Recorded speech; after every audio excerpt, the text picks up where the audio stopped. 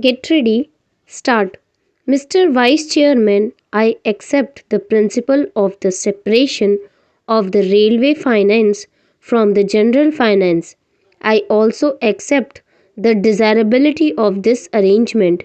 It is not only a convenient arrangement, but it is based on sound principles and it conducive to the better administration of the railways. I also agree that the contribution of the railways to the general revenues should be in the shape of fixed dividends, but I cannot agree that the dividend should be fixed at 4%, and that is the crux of the whole report. As a matter of fact, the committee was instituted only go to into that matter whether the dividend payable at the present time, that is 4%, was reasonable or not, and whether this arrangement should continue. When I say that I do not agree to the rate of dividend, I wish to submit that enough material has not been placed in our hands to judge whether the dividend which is being fixed is fixed on some sound basis or not. The committee has not examined certain vital matters concerning the administration of the railways, and what I find is that the whole arrangement is very superficial.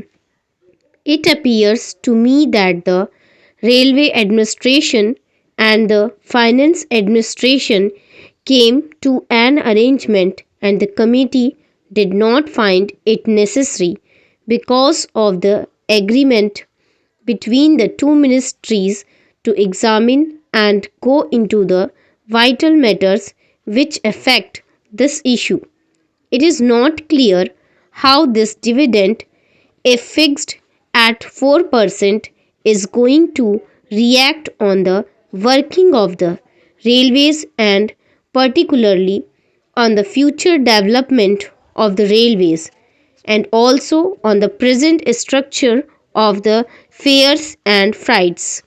This question has not at all been examined, and we do not know what reaction it is likely to have.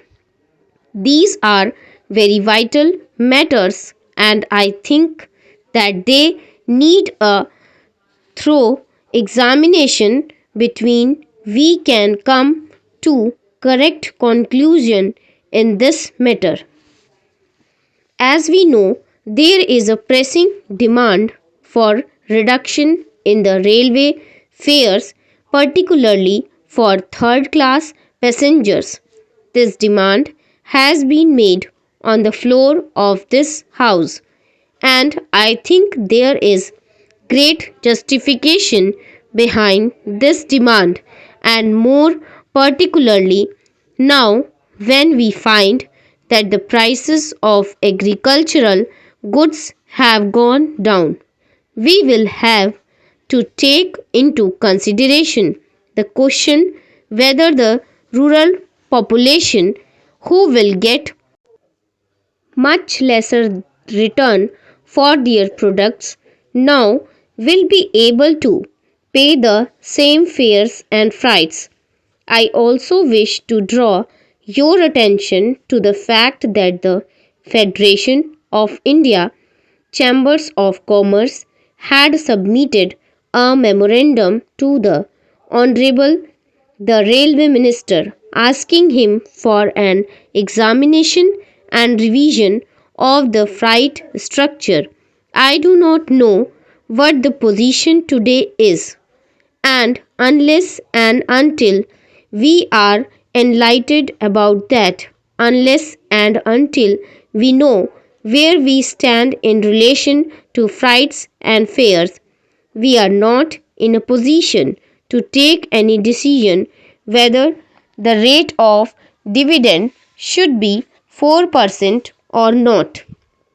I should like to ask the Honorable the Railway Minister whether, in view of this strong demand made by the people through their representatives in both the Houses of Parliament, and in view of the changing economy with which we are faced, he can give us an assurance that he will be able to discharge his obligations and responsibilities and commitments, that he will be able to pay a dividend of 4%, and yet he will be able to reduce the freight and fare rates.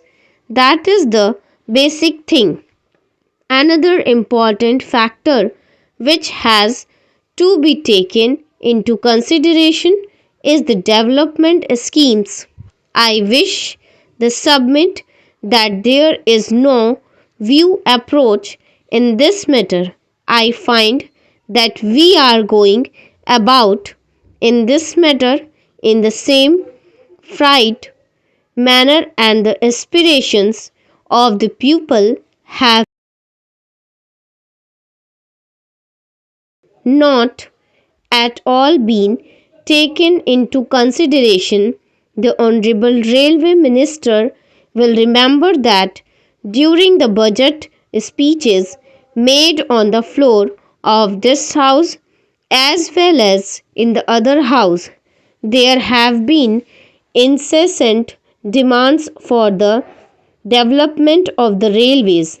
I do not know what he thinks about it and how he thinks that after paying this dividend at 4%, he will be able to meet that demand, and he will be able to find a way for the railways to expand their economy as they think it proper, as would meet the demands and aspirations of the pupil.